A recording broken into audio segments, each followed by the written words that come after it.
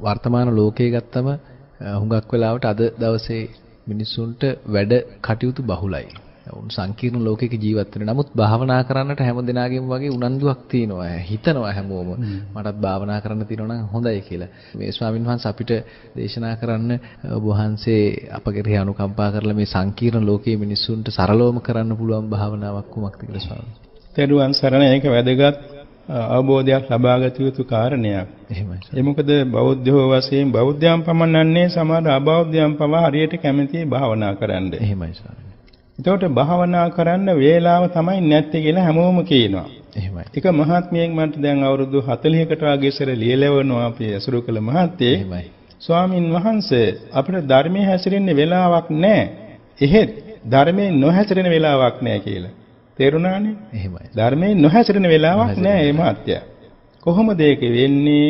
Taman අවදි වූ තැන් සිට නිින්දට යනතුරු ධර්මානුකූලව සිත පුරුදු කරනවා. එහෙමයි ස්වාමී.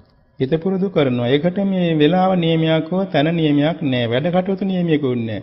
টয়ලට් එකට ගියත් පුළුවන්. නාන කොටත් පුළුවන්. ආහාර ගනිද්දිත් පුළුවන්. ගමන් බිමන් යද්දිත් පුළුවන්. වාහන පදවද්දිත් පුළුවන්. එහෙමයි. හැම තැනකදීම කුඹුරු කොටද්දිත් පුළුවන්. ගොයන් කපද්දිත් පුළුවන්. වෙලඳාම කරද්දිත් පුළුවන්. හිත පුරුදු කිරීමෙන් භාවනා හැම වෙලාවෙම කරන්න පුළුවන්. එහෙමයි ස්වාමී. ඒකට තමන් ගැළපෙන මානසිකාර පුරුදු කරගන්නවා. දැන් අපි හිතමු මෛත්‍රී භාවනාව. එහෙමයි. දැන් බොහෝ සෙයින් සමාජයක් එක්ක ජීවත් වෙන අයට හරියට ගැටුම් වැටුම් ඇති වෙන්නේ මෛත්‍රී මදි නිසා. එහෙමයි ස්වාමී. ඉතින් ඒක නිසා වඩාත්ම ප්‍රයෝජන වෙනවා තමන්ටත් අනිත් අයටත් හිතසුව පිණිස මේ මෛත්‍රී පුරුදු කිරීම. එහෙමයි. ඒකට වෙලාව නියම නැහැ. එහෙමයි. වෙලාව නියම නැහැ. දැන් අපි බොහෝ සෙයින් කීප දෙනෙකුට උපදෙස් දීලා පුදුම විදිහේ අනුසස් ලැබිලා තියෙනවා. එහෙමයි. ඒ කියන්නේ ජය ගන්න බැරි නඩු වලින් පවා ජය අරගෙන තියෙනවා. මෛත්‍රී කරලා. මෛත්‍රී බලයෙන්. ඒ කියන්නේ දවස පුරාම තමන්ගේ හිත පුරුදු කරනවා යම්කිසි අරමුණක. දැන් සමහර අයට එකින් එකට හිතන්න පුරුදු කරන්නේ නැති නිසා මම කියනවා කරණීයමෙත් සූත්‍රයේ දවසට අඩු ගානේ 21 වරක් හිතින් කියවන්න. අඩු ගානේ. එහෙමයි. එක්තරා මහත්මියෙක් තරුණ මහත්මියෙක් යාට හරියට සතුරු උපද්‍රව. ඉතින් මගෙන් ඇවිල්ලා උපදෙස් ඉල්ලුවා මේක අවුරුදු 7-8කට ඉස්සර 2002 වසරේ පෙබරවාරි මාසේ. මං කිව්වා මහත්මයා මෙන්න මේ වැඩේ කරන්න. මහත්යාට ඉතින් එක තැනක වාඩි වෙලා කරන්න වෙලාවක් නැහැ. කරණීයමෙත් සූත්‍රයේ දවසට 21 වරක් අවදි වූ තැන් සිට නිින්දට යනතුරු ලැබෙන වෙලාවේ කරන්න. ඇඟිලි ගණන් කරලා ගණන් කරගන්න පුළුවන්. එහෙමයි සර්. මුලින් ඉතින් හිතා කියන්න වෙනවා. පස්සේ හිතට ගලාගෙනවා පුරුදු වුණාම. ඉතින් ඒක හිතට ගත්තා. ඒ මහත්මයා මාස ගණනාවකින් පස්සේ මට නැවත ඇවිල්ලා කිව්වා. ස්වාමින් වහන්සේ මට 21 වර නෙමෙයි 100 වරට වඩා පුළුවන් වුණා දවසකට කියවන්න. එහෙමයි ස්වාමී. ඒකෙන් මට පුදුම ආනිසංස දැම්ම ලැබිලා තියෙනවා. සතුරුකම් කරපු අය මගේ පාමුලට ඇවිල්ලා මගේ සමාව ගන්නවා. එහෙමයි. ඒ වගේම මගේ වැඩට බාධා කරපු අය නිසා දැන් මගේ වැඩ කටයුතු සාර්ථකව ගෙනියනවා. එහෙමයි. ඊළඟට මම ප්‍රාදේශීය മന്ത്രി ධුරයටත් පත් කරන්න ඕන ඒගොල්ලෝගෙම උනන්දු වෙයි. දැන් මගේ සීල වැඩ සාර්ථක වුණා. මම මේ කටයුත්ත නවත්තන්නෙම නැහැ කිව්වා. ඒක තමයි නියම ඥානවන්තකම. යම් කිසි ප්‍රයෝජනයක් ලැබුණා නම් ඒක දිගට ප්‍රයෝජන ගන්න.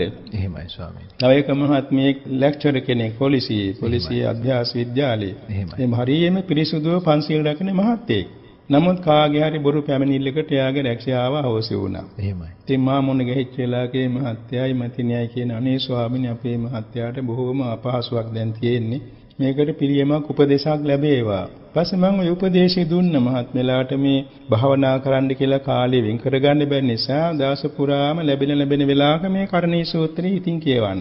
එහෙමයි. වැඩි කල් ගියේ නෑ. නැවත මාමුණ ගිහලා කිව්වා අනේ ස්වාමීනි ඒක සාර්ථක ප්‍රතිඵල ලැබුණා. මට වැඩ තහනම් කාලෙත් වැටුප් ලැබුණා. මගේ උසස් තනතුරුත් උසස් කළා දුන්නා. දැන් බොහොම ලස්සනට යා උසස් තැනක වැඩ වෙනවා. එහෙමයි ස්වාමී. තවත් ඒ වගේ මහත්මයෙක් ඒ විදිහටම කරණීයමෙත් සූත්‍ර උපදේශය අනුරාධාවල් වඩලා දිනන්න බැරි නඩුවකින් ජයගත්තා. මට ඇවිල්ලා කිව්වා අනේ ස්වාමීනි මම ඒකෙන් ජයගත්තේ මේ මෛත්‍රී බලය නිසා. තවත් මහත්මයෙන් ඕපාත පැත්තේ ඒත් මට ඇවිල්ලා කියනවා ස්වාමීන් වහන්සේගේ මෛත්‍රී බලය පුරුදු කිරීම නිසා මම නඩුවකින් ජයගත්තා කියලා. ඔය වගේ කීප දිනයකට මම දීලා තිබුණා. ඒ කියන්නේ අද කාලේ දැන් මේ බොහෝසින් සිතට වේදනාකාරී දේවල් ලැබෙන්නේම අතීත භව සංසාරවල අපාතින් සිද්ධ වෙච්ච ද්වේෂ මූල කාය කර්ම, වචී කර්ම, මනෝ කර්ම, අකුසල කර්ම නිසා. එහෙමයි ස්වාමී. ඒ වායේ යටපත් වීමට තියෙන එකම පිළියම තමයි මෛත්‍රී බලය පුරුදු කිරීම.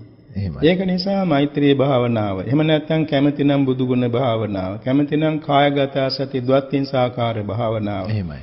මේවා පුරුදු කරගන්න පුළුවන්. ඒවා පුරුදු කරගත්තාම දාස පුරාම තමන්ගේ වැඩ කරද්දිමත් ඒවා මෙනෙහි කරන්න පුළුවන්. හිතට ගලාගෙන එනවා. එහෙමයි ස්වාමී. දැන් අර ඉස්සර බුද්ධ වචනේ සඳහන් වෙනවා කුරුණට කම්මාස ධම්ම නියම් ගමේ දැසදත් කම්කරෝපව වතුර ගේන්න යන්නේ භාවනාවේ. දර කඩන්න යන්නේ භාවනාවේ. පලානෙලන්න යන්නේ උයන්නේ පියන්නේ ඊ කොටන්නේ පොළන්නේ භාවනාවේ. එහෙමයි ස්වාමී. ඉතින් වැඩ කරද්දී ඒක යෙදෙනවා. එහෙමයි. ඒ විදිහට නිසා මේ භාවනා කිරීම සඳහා ඒ ධ්‍යාන වැඩිම නෙමෙයි. හැබැයි ධ්‍යාන වඩන්නත් හයියක් ලැබෙනවා මේ අනුස්සති වාසයෙන් හිත පුරුදු කරගෙන ඉන්නකොට. එහෙමයි. යම් දවසක Tamante විවේක ලැබුණා නම් ධ්‍යාන භාවනාවක් වැඩුවොත් මේ අනුස්සති පුරුදු කරපේ කෙනාට ඉක්මනින් ධ්‍යාන වඩන්න පුළුවන්. එහෙමයි ස්වාමී. ඒ නිසා අපේ සියලුම ජනතාවට අපි කරුණාවෙන් වටහා දෙන්නට ඕනේ භාවනා කරන්න වෙලාවක් නැහැ කියලා හිතන්න එපා. හැම වෙලාවෙම භාවනා කරන්න පුළුවන්. හැම රාජකාරියක් තුළදී භාවනා කරන්න පුළුවන්. මේ අනුස්සති ක්‍රම Tamante ගැළපෙන පහසු සරල අනුස්සති ක්‍රමයක් පුරුදු කර ගැනීම.